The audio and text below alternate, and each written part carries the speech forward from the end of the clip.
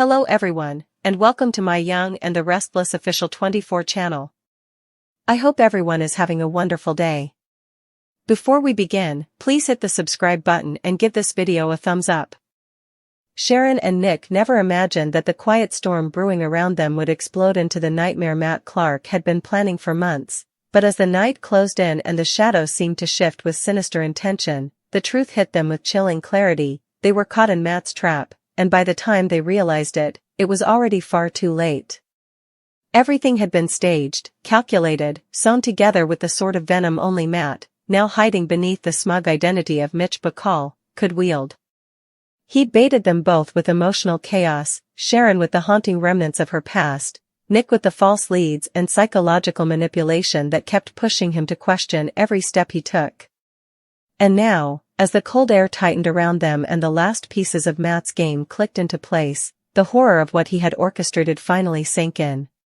Sharon and Nick were not just in danger, they were trapped, isolated, and rapidly losing control, realizing that Matt's revenge was far darker and far more personal than either of them had dared to believe. Sharon's breath trembled as she pressed her back against the impossibly locked door, her heart pounding in wild, uneven thumps, while Nick tried every window, every hinge, every possible escape route, only to discover that the cabin, this seemingly abandoned, forgotten place in the woods, had been reinforced, sealed, and monitored.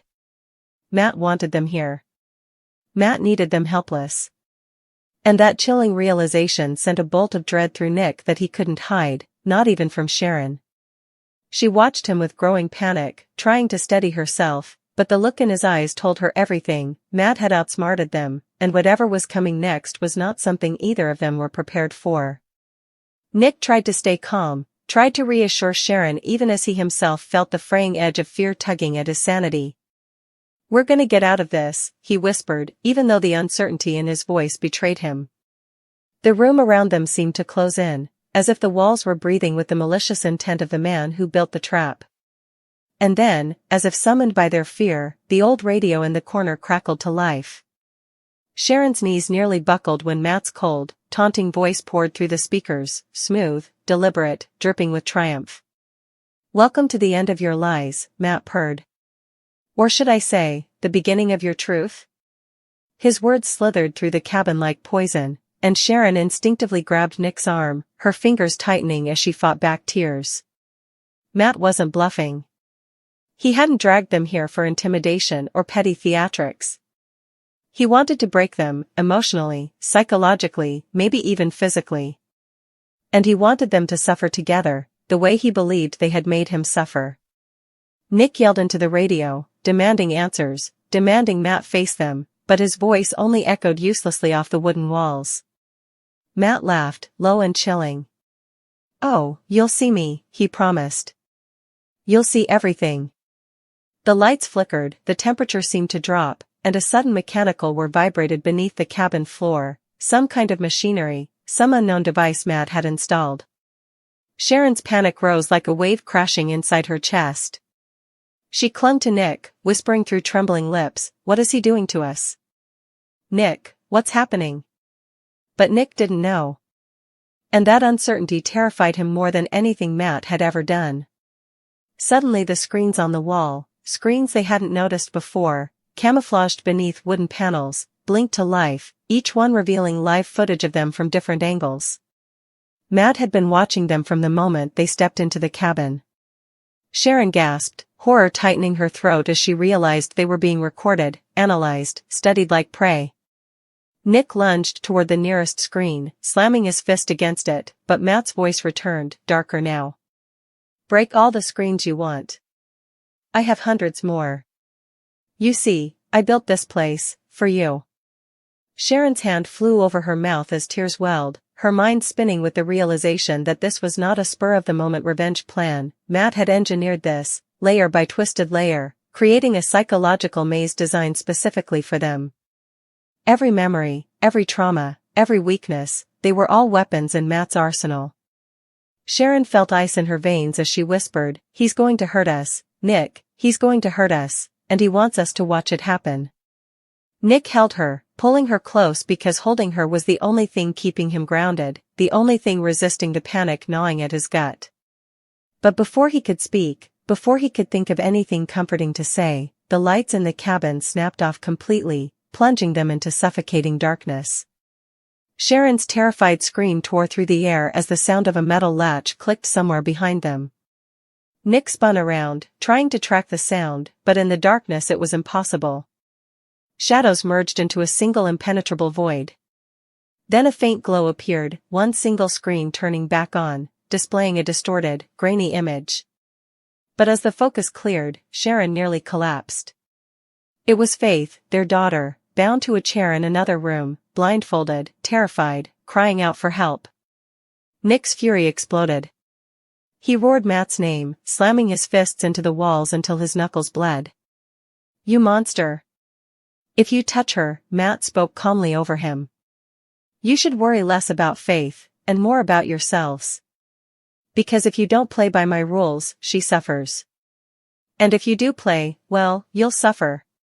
Sharon broke into sobs so violent she could barely breathe, collapsing into Nick's arms. Faith was innocent. Faith had nothing to do with any of this. Matt had crossed every line, shattered every boundary, and Nick realized they were not merely trapped, they were being controlled. Manipulated. Tortured. And the worst part? Matt had no intention of letting them go, not until he destroyed them piece by piece. Nick tried to think, to find any angle, any weakness in Matt's plan, but the machinery beneath the floor began to hum louder, vibrating through the cabin like a warning pulse. The screens shifted again, showing a countdown. 10 minutes. Sharon choked out a question, her voice broken, barely recognizable. "Nick, what happens in 10 minutes?" He didn't know. But the dread settling into his bones told him it was something catastrophic. Matt spoke again, emotionless. "That depends on you. Solve the truth, or face the consequences." Sharon trembled uncontrollably, her body pressed against Nick's, feeling the terror radiate through him. Matt wasn't just threatening their lives, he was forcing them to face something, some twisted version of truth he believed they'd buried. The countdown ticked mercilessly. The machinery rattled. The lights flickered back on in blood-red hues, casting the room in a nightmare glow. Sharon screamed as the floor lurched beneath them, shifting. Nick grabbed her tightly so she wouldn't fall, but the movement was unmistakable, the cabin itself was rising, tilting, transforming. Matt had built a mechanical death trap. The walls split open to reveal thick steel barriers, sealing them in a chamber that felt more like a prison than a cabin. Sharon clung to Nick as the floor panel separated slightly, exposing flashing lights and wires beneath. If the machinery malfunctioned, if the countdown hit 0, they could be electrocuted, crushed, burned, or worse. Matt had rigged this entire structure to punish them for every second they failed to uncover the truth he kept referring to. Nick tried to force the door again, but now it was solid metal, locked with hydraulic bolts. Sharon's sobs turned breathless, her voice cracking. "Nick. Nick, please, I can't. I can't breathe." He held her face, forcing her eyes to meet his. "Sharon, look at me. We're going to get through this. I promise you. I swear to you." But before Sharon could respond, Matt's voice sliced through the red-lit chamber. "Time for your first truth," he snarled, and suddenly a new screen activated with footage that made both their hearts nearly stop. A video of Sharon years ago, one she'd never wanted anyone to see again, one Matt had stolen and weaponized. Sharon dropped to her knees, sobbing as she begged Matt to stop, but he didn't. He forced them both to watch, forcing old wounds to bleed again. Nick wrapped his arms around her, shielding her as best he could, telling her over and over that it didn't matter, that he loved her, that Matt couldn't break them. But Matt only laughed. "Oh, he will care, because this is only the first truth." Sharon gasped, trembling violently. The countdown ticked down to 6 minutes. The machinery rumbled deeper. And Matt said the words that made Nick's blood go cold. "The next truth is about you, Nick. And it will destroy Sharon." Sharon froze. Nick froze. Everything inside the chamber felt suspended in a suffocating, unbearable silence. The nightmare had only just begun, and Matt was ready to tear them apart from the inside out, one secret at a time. Nick felt his entire body go cold when Matt's words slithered through the speakers, sinking into the blood-red air of the transformed chamber like poison meant to rot them both from the inside. Sharon, already trembling in his arms, stiffened at the sound of Matt's voice, her breath catching painfully in her chest. She lifted her tear-stained face toward Nick, eyes wide with dawning terror. "Nick, what does he mean? What truth?" Her voice was barely a whisper, cracked, fragile, ready to shatter if he didn't answer immediately. But Nick didn't know. Or worse, he feared he did. Matt, hearing the silence, chuckled with poisonous delight. "Ah, Nick knows. Deep down, he knows exactly what I'm talking about." His voice reverberated through the chamber, almost alive, echoing off the steel walls like a monster feeding on their fear. "But don't worry, Sharon. I'll show you. I'll show you everything." Sharon gripped Nick's jacket with trembling fingers, clinging to him as if her life depended on it. "Nick, talk to me. Look at me. What is he going to show?" But before he could form words, before he could piece together whether this was one of Matt's twisted inventions or something real, the floor beneath them vibrated violently. Sharon let out a sharp cry as she fell against Nick, who steadied them both, pulling her tight against his chest. The screens around them flickered, the countdown on the largest screen continuing to tick mercilessly, 5:37. 5:36. Then one screen expanded, larger, brighter, dominating the chamber. Sharon's heartbeat accelerated into panic as the darkness on the screen began to take shape. The video sharpened. A location slowly came into focus. It was the Newman Ranch. The living room. Sharon covered her mouth. What is this?" She looked at Nick, confused, desperate, terrified. Nick swallowed hard, a dread he couldn't push down rising through him like poison. "Sharon. I don't know what he's doing." Matt's voice cut through the rising panic. "Don't lie to her, Nick. You were always good at lying to protect her. Or protect yourself. But not tonight. Tonight, every lie becomes a weapon." The video zoomed in closer, showing Nick, years earlier, alone in the ranch living room, pacing nervously, pouring himself a drink, then slamming the glass down hard enough to crack it. Sharon remembered that night. She remembered the tension, the guilt she had been drowning in after the JT situation spiraled. She remembered Nick disappearing for hours without explanation. Matt's voice sharpened with triumph. "Do you remember this night, Sharon? The night you thought Nick was comforting you, supporting you, trusting you? The night you believed he was on your side?" Sharon nodded slowly, confusion wrinkling her brow. "Yes. I remember." "What about it?" "That wasn't the whole story, sweetheart." The footage continued, Nick pacing, running his hands through his hair, muttering under his breath. Then the video showed him receiving a phone call. His entire demeanor changed. Nick stepped closer to the screen, his jaw tense. "Matt, stop this. Now." "No, Nick," Matt hissed, "you stop." He paused, savoring the moment like a snake tasting the air. "Tell her who you were talking to that night." Sharon's heart clenched. "Nick? Who was it?" Nick clenched his fists, remembering, hating himself for remembering. "Sharon, it wasn't what it looks like." "It wasn't." Matt cut in. "It was Grace Turner." Sharon gasped, her whole world tilting, crashing into her chest. "What?" The footage continued, this time with audio. Grace's voice came through, seductive, soft, familiar. "Nick, you need to come over. It's important." "About Sharon." Sharon staggered back, tears pooling instantly. "Nick, why didn't you tell me this?" Nick reached for her, but she backed away instinctively. "Sharon, listen to me, nothing happened. I swear to you, nothing happened." Matt laughed with pure, venomous pleasure. "Of course nothing happened physically. But emotionally? Mentally? Nick was on the edge. He was ready to let the past swallow him whole. And Sharon, you never knew. Nick's eyes flashed with rage. You're twisting everything. Am I? Matt mocked. Let's watch the rest.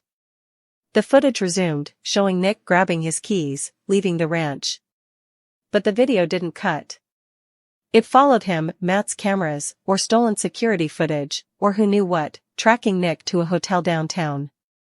Sharon's lungs froze. Nick, no. It's not what you think. Nick pleaded, stepping toward her again. But the video showed Nick knocking on the hotel door. Grace opening it, leaning in close. Whispering. Inviting him inside. Sharon sobbed.